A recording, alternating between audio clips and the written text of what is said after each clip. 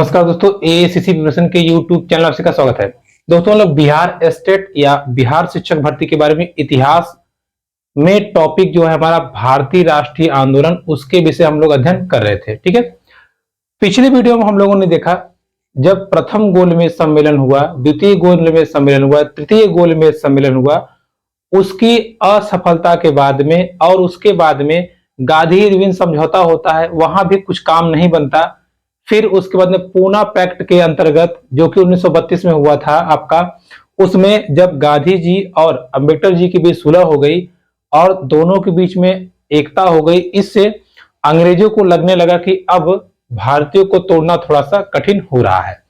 तो उन्होंने कहा कि ऐसा करते हैं, कुछ नियम कानून लाते हैं और इनको भरमाते हैं। ठीक है, भरमाते हैं मतलब मिलाने का प्रयास करते हैं। तो अब आप खुद समझिए, जब एकता हो गई, तोड़ने का प्रयास कर लिया, तोड़ नहीं पाए, तो अब क्या करेंगे? तो अंग्रेजों ने अपना एक नियम लाया। क्या लाया? उसको हम कहते हैं भारत शासन अधिनियम। देखिए, मैंने आपको बताया था कि जब भी आपके पास अधिनियम शब्द आएगा, अधिनियम, तो आप समझ जाइएगा कि यहां पे कुछ कानून बनने वाला है। भारत शासन अधिनियम 1935, ये बहुत इंपॉर्टेंट अधिनियम था। इस अधिनियम से ही हमारे संविधान की नींव पड़ी थी, या जो हमारा संविधान बना था वो इस अधिनियम से प्रेरित था, या यहां से काफी सारी चीजें ली गई थी। तो जब भारत शासन अधिनियम पारित हुआ, इस अधिनियम में देखिए अंग्रेजों ने क्या किया, अपनी कूटनीति का उन्होंने इस्तेमाल किया और उनको लगा कि अगर हम कुछ तरीका अपनाएं जिससे कि भारतीयों को भ्रमित किया जा सके, तो उसको हम यहां अप्लाई करेंगे। देखते हैं भारत शासन अधिनियम था क्या। देखिए, भारत शासन अधिनियम के तहत यह कहा गया कि हम भारत में जो द्वैध शासन चल रहा था 1919 के तहत, कि राज्य में डबल शासन चलेगा। कुछ चीजों को, जैसे राज्य में, जैसे मान लीजिए उत्तर प्रदेश में दो शासन होगा, एक ब्रिटिश का जो पैसा वाला काम करेगी, एक रजवाड़ों का जो अपना देख रेख करेगी। इसको समाप्त कर दिया जाता है। द्वैध शासन केवल और केवल केंद्र में चलेगा। ठीक है, ध्यान रखिएगा। तो द्वैध शासन,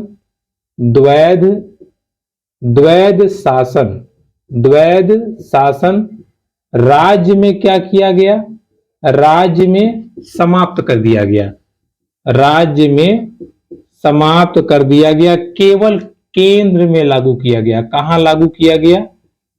केंद्र में। देखिए, अब खुद सोचिए, जब द्वैध शासन राज्य में समाप्त हो गया, तो राज्य के जो घूसखोर लोग थे, जो चापलूस लोग थे, उनकी कमाई बंद हो गई। तो इसलिए देसी रियासतों ने इसको मानने से इनकार कर दिया। देसी रियासतों ने मानने से इनकार कर दिया। ठीक है, देसी रियासतों ने इसको, भारत शासन अधिनियम को नहीं माना। अब इसके बाद में इसमें इसी नियम के तहत यह कहा गया कि भारतीय मुद्राओं को बल देने के लिए, या भारत एक गरीब देश है उसको बढ़ावा देने के लिए 1 अप्रैल 1935 को रिजर्व बैंक ऑफ इंडिया की स्थापना की गई, आरबीआई। ठीक है, रिजर्व बैंक ऑफ इंडिया। ठीक है, reserve bank of India, RBI की स्थापना 1 अप्रैल 1935 को भारत शासन अधिनियम के तहत ही की गई थी। क्लियर है? अब 1935 में ही यूपीएससी की स्थापना होती है। यूपीएससी मतलब संघ लोक सेवा आयोग। देखिए, इस बात को ध्यान समझिएगा, लोक सेवा आयोग की स्थापना 1926 में ही भारत में कर दी गई थी। ठीक है, 1926 में ही लोक सेवा की स्थापना की गई थी। लेकिन जब भारत शासन अधिनियम आया तो उसको संघ लोक सेवा आयोग का नाम दे दिया गया, जो कि आजादी के बाद में संघीय लोक सेवा आयोग के नाम से जाना जाता है। ठीक, तो मूल रूप से तो पूछेगा कि संघ लोक सेवा आयोग का नाम तो 1926 से स्टार्ट हो गया था, बट भारत शासन अधिनियम का अगर जिक्र आ गया तो भी आप ध्यान रखे रहिएगा कि 1935 में यूपीएससी की स्थापना में इसका बहुत बड़ा योगदान था। ठीक है, किसका योगदान था? संघ लोक सेवा आयोग का जो स्थापना हुई थी वो आपकी कहां हुई थी? ये भारत शासन अधिनियम 1935 के तहत इसकी स्थापना हुई थी। ठीक है, ये आप ध्यान रखे रहिएगा। अच्छा, अंग्रेजों ने ये ला दिया भारत शासन अधिनियम। उन्होंने कहा देखिए हम केंद्र में शासन ऐसे चलाएंगे, राज्य का फ्री रहेगा, आप अपना देख लीजिएगा, इस हिसाब से चीजें चलती रहेंगी। लेकिन भारतीयों को ज्यादा जमा नहीं, उन भारतीयों ने इसमें इंटरेस्ट नहीं लिया। ठीक है, क्या इंटरेस्ट नहीं लिया। अच्छा, अब भारत शासन अधिनियम के पश्चात कांग्रेस का चुनाव होता है 1939 में। ठीक है, देखिए कांग्रेस का 1939 में चुनाव होता है। कांग्रेस का 1939 में क्या होता है, चुनाव होता है। अब इस चुनाव में गांधी जी के जो एक अनुयायी थे, या आप कह सकते हैं कि गांधी जी के जो प्रत्याशी थे वो थे पटाभी सीतारमैया।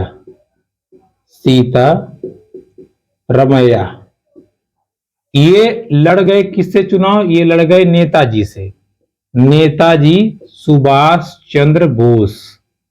ठीक है, सुभाष चंद्र बोस। क्योंकि सुभाष चंद्र बोस वो गांधी जी से उनके मतों से असहमत थे, उनके विचार मानते थे, बट इनका भी कहना था कि हम अंग्रेजों से लोहा लेके ही आजादी पाएंगे। तो जब कांग्रेस का चुनाव हुआ तो इन दोनों के बीच टक्कर हो गई, जिसमें नेताजी विजित हो गए, नेताजी चुनाव को जीत गए। अब नेताजी कांग्रेस के अध्यक्ष बन गए, क्योंकि गांधी जी का लोग बहुत सम्मान करते थे और गांधी जी के जो प्रत्याशी थे वो कांग्रेस के चुनाव में हार गए। अब इसी समय 1939 में ही द्वितीय विश्व युद्ध शुरू हो गया।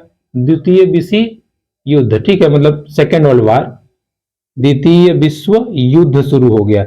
इसमें अंग्रेजों ने क्या किया, भारतीयों से बिना पूछे भारतीय आर्मी को कहां भेज दिया, युद्ध में भेज दिया। जैसे ही भारतीय आर्मी को युद्ध में भेजा, नेताजी बहुत क्रोधित हुए, उन्होंने तुरंत कांग्रेस के पद से त्यागपत्र दे दिया और सभी नेताओं ने कांग्रेस के पद से 22 दिसंबर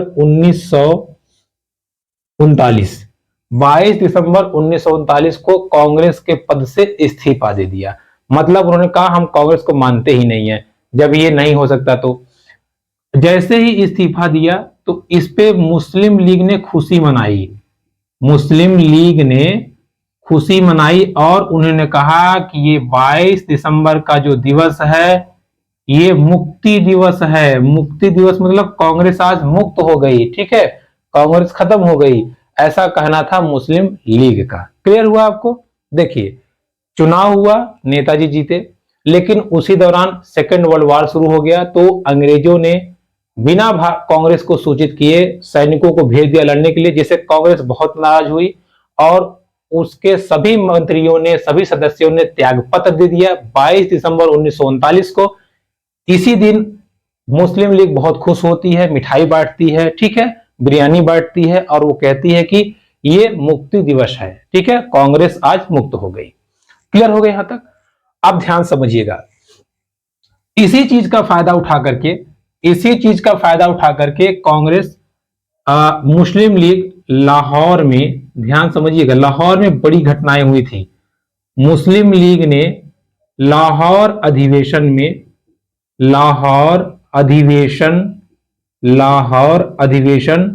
1940, ठीक है, 1940, एक मिनट, लाहौर अधिवेशन 24 मार्च, सॉरी, ठीक है, 24 मार्च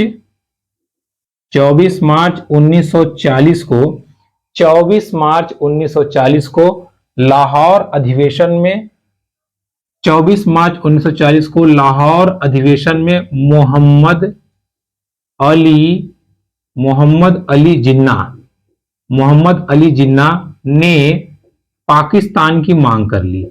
ठीक है, सोचिए, उन्होंने कहा कि हमें पाकिस्तान देश चाहिए जो एकदम अलग हो। पाकिस्तान जैसे अफगानिस्तान, बलूचिस्तान, सिंध, पंजाब, ये कुछ इलाकों को उन्होंने मान लिया और कहा पाकिस्तान मतलब पाक स्थान, जो पवित्र जगह हैं, इनको मिलाकर के एक अलग से मुस्लिम राष्ट्र हमको चाहिए। ये कब मांग हुई थी? तो पाकिस्तान की मांग मुस्लिम लीग के लाहौर अधिवेशन 1940 में हुई थी। दिनांक पूछेगा तो 22 मार्च आप कर सकते हैं। ठीक है, 22 मार्च को ये हो गया। ठीक, अब देखिए कहानी कहां से कहां जा रही है, इसको हम ध्यान से समझते हैं और आगे बढ़ते हैं। देखिए, अब जैसे ही पाकिस्तान की मांग होती है 1940 में, पाकिस्तान की मांग हो गई 1940 में। मोहम्मद अली जिन्ना, नाम ध्यान रखे रहेगा, मोहम्मद अली जिन्ना ने लाहौर अधिवेशन 1940 में कह दिया कि हमको पाकिस्तान चाहिए, यानी कि हमें एक अलग से राष्ट्र बना के दीजिए पाकिस्तान। ठीक है, क्या दीजिए? पाकिस्तान। कब इन्होंने मांग की थी? इन्होंने मांग की थी 1940 में, लाहौर अधिवेशन में। लाहौर अधिवेशन जिस समय कांग्रेस कमजोर पड़ रही थी। ठीक है, किसने मांग किया था? MAJ, समझ जाइएगा, मोहम्मद अली जिन्ना ने पाकिस्तान की मांग कर ली, पाकिस्तान की मांग कर ली। अब देखिए बात को समझिएगा, दो तीन चीजें हैं, समझिए। पाकिस्तान की मांग के विषय में 1930 में सबसे पहले मोहम्मद इकबाल ने कहा था और 1933 में चौधरी रहमत अली ने पाकिस्तान शब्द को बोला था या बताया था। अर्थात 1930 में जब भारतीयों ने पूर्ण स्वराज की मांग की थी, 1929 में, याद कीजिए, पूर्ण स्वराज की, तो एक साल बाद ही मोहम्मद इकबाल ने कहा था कि मुस्लिमों के लिए भी एक राष्ट्र बनना चाहिए, लेकिन उस समय यह बात उतनी उजागर नहीं हुई, दब के रह गई। 1933 में उन्होंने कहा था कि जो मुस्लिम का राष्ट्र होगा, चौधरी रहमत अली ने कहा उसका नाम पाकिस्तान होगा। ठीक है, बाद में 1940 में लाहौर अधिवेशन में मोहम्मद अली जिन्ना ने सीधा कह दिया कि हमें पाकिस्तान चाहिए, और पाकिस्तान में जैसे पंजाब हो गया, सिंध हो गया, आपका बलूचिस्तान हो गया, अफगानिस्तान हो गया, ये कुछ प्रांत मिला के हमको दे दीजिए। ठीक है, तो पाकिस्तान की मांग कब होती है? लाहौर अधिवेशन 1940 में। इसको आप ध्यान रखे रहिएगा। अभी आप बात को समझिएगा। देखिए, चूंकि पाकिस्तान की मांग हो गई, पाकिस्तान की मांग हो गई, अब भाई सीधी सीधी बात है, अगर पाकिस्तान की मांग हो गई है तो देश बटेगा, और देश बटना किसी को भी पसंद नहीं था, चाहे कोई हो। ठीक है, देश बटना पसंद किसी को नहीं था, चाहे कोई भी हो। लेकिन अंग्रेजों को पता था कि यही सही मौका है, मारो चौका। तुरंत अंग्रेजों ने अगस्त प्रस्ताव ला दिया। क्या ला दिया? अगस्त प्रस्ताव। बात को समझिएगा, अगस्त प्रस्ताव। ये आया कब था? 8 अगस्त 1940 को। सोचिए, 24 मार्च को घटना होती है पाकिस्तान के डिमांड की। ठीक है, और यहां पर 8 अगस्त 1940 को आ गया अगस्त प्रस्ताव। अब ये अगस्त प्रस्ताव क्या था, इसको हम समझते हैं। देखिए, ये आया था लिन लिथगो, ये उस समय वायसराय था, तो ध्यान रखे रहिएगा, हो सकता है पूछ ले। लिन लिथगो ने अगस्त प्रस्ताव लाया, उसमें उसने कहा, क्या कहा? इसने कहा हम भारतीयों के शासन को चलाने के लिए एक संविधान बनाएंगे। संविधान में भारतीयों का अधिकार ज्यादा होगा हर क्षेत्र में। ठीक है, चाहे मंत्रिमंडल हो, चाहे कोई भी क्षेत्र हो, हर क्षेत्र में भारतीयों का अधिकार ज्यादा होगा। साथ ही साथ इसने ये भी कहा कि मुस्लिम लीग के बिना कोई संशोधन नहीं होगा। कोई संशोधन कहने का मतलब ये है कि जैसे मान लीजिए रूल आया, अब रूल में कुछ ऊपर नीचे करना है, दाएं बाएं करना है, तो बगैर मुस्लिम लीग के नहीं होगा। सोचिए कितना भयानक दिमाग लगा रहे थे ये लोग। कहा कि अब आप लड़िए मत, हम ला रहे हैं अगस्त प्रस्ताव, आपके लिए एक नियम कानून। ठीक है, चलिए, अब इस नियम कानून का पहली चीज आप ये ध्यान रखिए, इस नियम कानून में आप लोग यही चाहते थे ना कि भारतीय ज्यादा हो, तो इस नियम कानून के अनुसार हर क्षेत्र में भारतीय ज्यादा रहेंगे ताकि कांग्रेस संतुष्ट हो जाए। दूसरा ये कि बगैर मुस्लिम लीग के ये अधूरी है, ताकि मुस्लिम लीग भी असंतुष्ट हो जाए। लेकिन दोनों ने मानने से इनकार कर दिया, मुस्लिम लीग भी नहीं मानी और कांग्रेस भी नहीं मानी। क्यों? कांग्रेस इसलिए नहीं मानी, कांग्रेस ने कहा ये चूरन मत दो हमको कि सदस्य होंगे, ये होंगे, फलाना ढिमकाना, बट हमको पूरा भारत चाहिए, हमें एक पूर्ण स्वतंत्र राष्ट्र चाहिए और कुछ नहीं चाहिए। और वही मुस्लिम लीग ने कहा हमको भी चूरन मत दो, हमें एक अलग राष्ट्र चाहिए। ध्यान समझिएगा, कांग्रेस ने कहा हमें एक पूर्ण स्वतंत्र राज्य चाहिए, मुस्लिम लीग ने कहा हमें एक स्वतंत्र अलग राष्ट्र चाहिए, और दोनों ने अगस्त प्रस्ताव को इनकार कर दिया। ठीक है, दोनों ने अगस्त प्रस्ताव को इनकार कर दिया, नहीं माना। अब देखिए 8 अगस्त 1940 जब ये अगस्त प्रस्ताव खत्म, मतलब कि निष्फल हो गया, या आप कह लीजिए कि जब ये चला नहीं, तो अब क्या होगा? अगस्त प्रस्ताव के असफलता के बाद में अब यहाँ पे गांधी जी ने क्या किया? गांधी जी ने एक व्यक्तिगत सत्याग्रह आंदोलन चलाया। व्यक्तिगत मतलब एक एक व्यक्ति का, और ये हुआ आपका 17 अक्टूबर 1940 को। डेट ध्यान रखे रहिएगा, देखिए एक के बाद एक ही हो रहा है। 17 अक्टूबर 1940 को व्यक्तिगत सत्याग्रह आंदोलन होता है, जिसमें पहले व्यक्ति थे विनोबा भावे, दूसरे व्यक्ति थे जवाहरलाल नेहरू, तीसरे व्यक्ति थे ब्रह्मदत्त। ठीक है, तो 17 अक्टूबर 1940 को विनोबा भावे, जवाहरलाल नेहरू, ब्रह्मदत्त, ये सब अलग अलग अपना नेतृत्व करते हुए चल दिए, और कहें कि यार ये कौन सा आंदोलन है? जैसे अब कहीं अगर आप धरना प्रदर्शन करते हो तो कहीं तो जाके करोगे, अपने घर में थोड़ी करोगे। तो इन लोगों ने कहा क्या किया जाए, कहा ऐसा करो, अंग्रेजों का पूरा सेंटर कहाँ है? दिल्ली, यहीं चलते हैं। तो ये भी आंदोलन करते उधर, ये भी सब के सब दिल्ली जाने लगे। आंदोलन करते हुए, व्यक्तिगत आंदोलन करते हुए अगस्त प्रस्ताव के विरोध में कहां जाने लगे?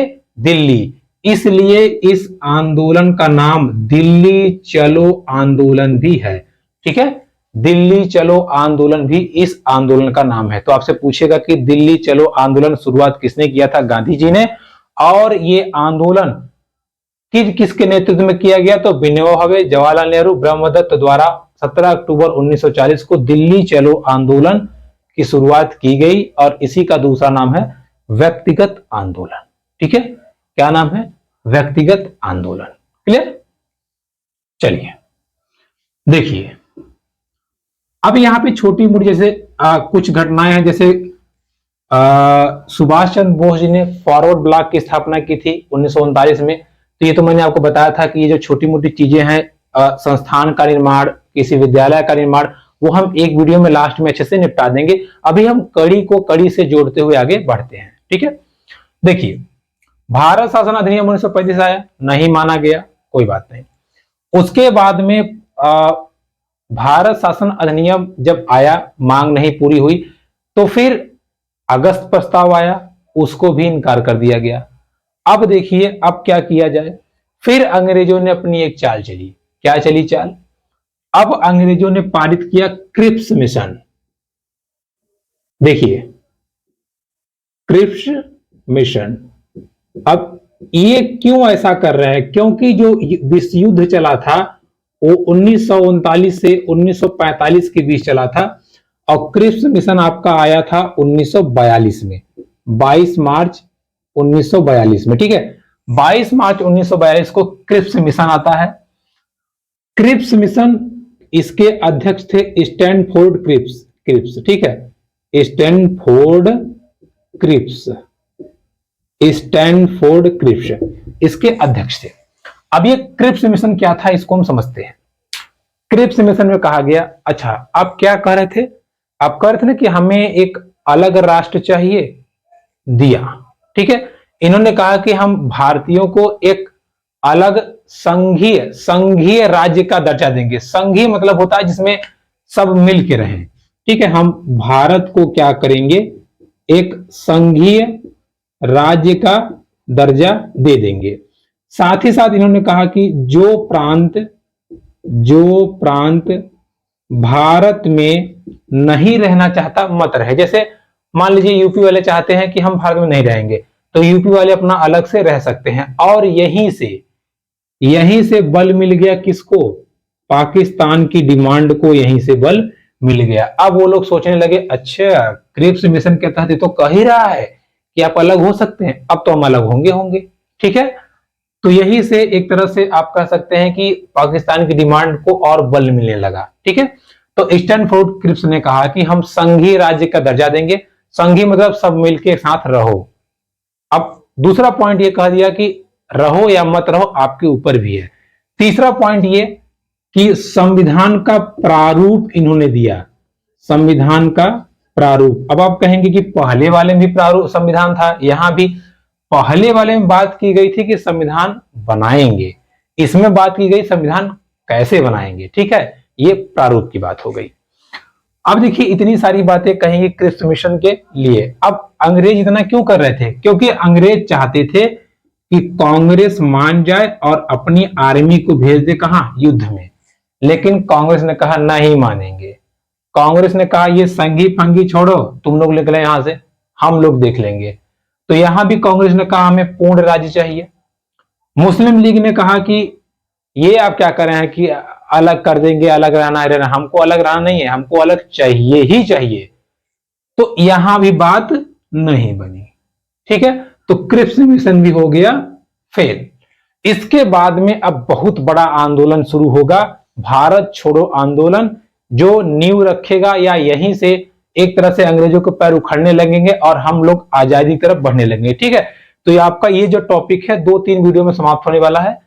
आज की वीडियो में यहां तक ही। वीडियो पसंद आई तो please like, comment, share and subscribe मेरे यूट्यूब चैनल। धन्यवाद।